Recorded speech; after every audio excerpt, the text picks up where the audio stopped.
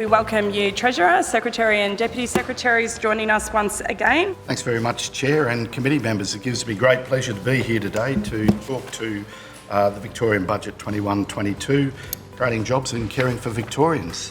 What capacity does this budget we're discussing have to deal with lockdowns in the state for this winter? We stand ready. We stand shoulder to shoulder with the Victorian people. So the answer is you don't have a provision? Mr Reardon, we have to deal with the circumstances as they present. We're not going to deny the reality of the consequences of the events that confront this state. What assurance can your department provide to Victorians that the budget will not lead to any further negative movements by rating agencies with regards to our credit rating? An important point I'll make, which is outlined in a bit of detail in Budget Paper 2, Chapter 4, is if you compare the finances in this budget with the budget released only 6 months ago in November, there has been significant improvement on all of the key metrics, which is important for the rating agencies. So the rating agencies are keen to know how we'll deal with shocks, aren't they? That's one of the things they look at, but also they look at what has changed since their previous review, and all of the key metrics have improved, which is important for the rating agencies. I was hoping you'd be able to take the committee through perhaps a comparison with other states and how we compare in terms of competitiveness. If payroll tax really is the key determinant of where businesses locate, we've heard about this idea that there'll be this movement of employers and businesses across the border. The fact is, payroll tax, Victorian payroll tax, up to that $130 million levy or rate is profoundly better in Victoria than New South Wales. Now, you've previously indicated to the committee that you wouldn't go down the austerity route, but do you accept that given the significance of the savings measures and given that you're already lowering your wages policy in a time of low wage growth already, that these are actually austerity measures? I cannot believe that you would even, having seen the level of investment that the state is making through this budget, of course, $19 billion of greater output expenditure, $7 billion on top of capital expenditure, on the back of $49 billion worth of extra expenditure just back in November.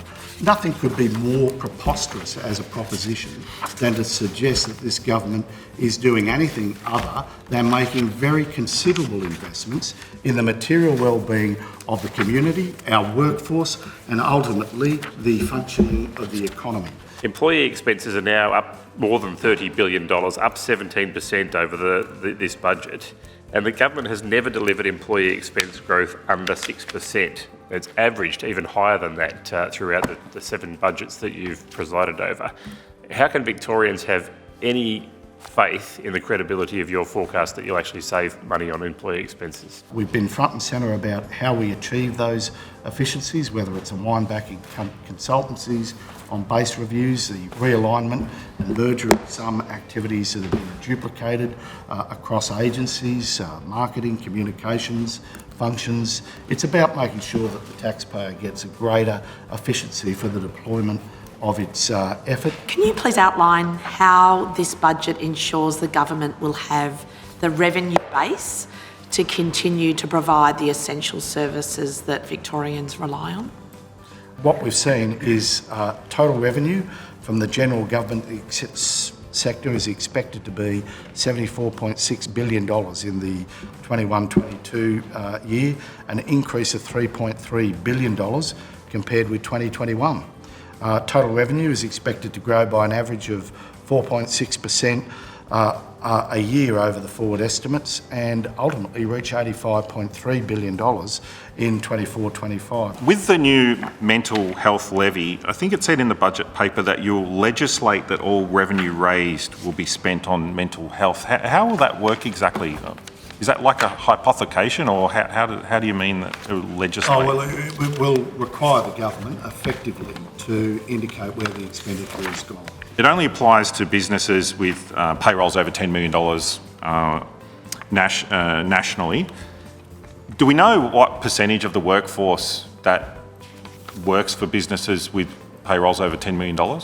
Our expectation is that $10 million national payroll will affect about 5% of all Victorian employers. Noting that our government has introduced a number of targeted revenue measures that increase the progressivity of the tax system, can you please explain how these changes will support the fiscal and economic recovery? Take, for example, the investment we're making in terms of land tax. The government is focusing effectively on high-value assets. We are not essentially hitting principal places of residence, so every homeowner in the state is unaffected by the tax. Victoria's now debt levels are 156 billion. Our state has the largest debt of any state or territory in Australia. Who's purchasing the debt? Overwhelmingly, it's domestically purchased debt. Just to take you through the numbers specifically, major Australian banks, 33%, domestic and asset managers, 23%, international asset managers, 17%, other Australian deposit-taking institutions, 11%, central banks and sovereign wealth funds, about 9%, and the Reserve Bank of Australia and other domestic governments, 7%.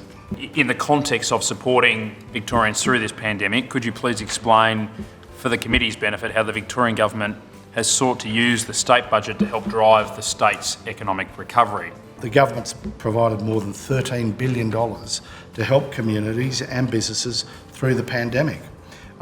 Every Victorian should know that this government has invested more in their well-being than any other state and will continue to be there front and centre for the well-being of the Victorian community and make the right decisions to preserve and to protect their well-being and to be there for the purposes of investment to grow the economy.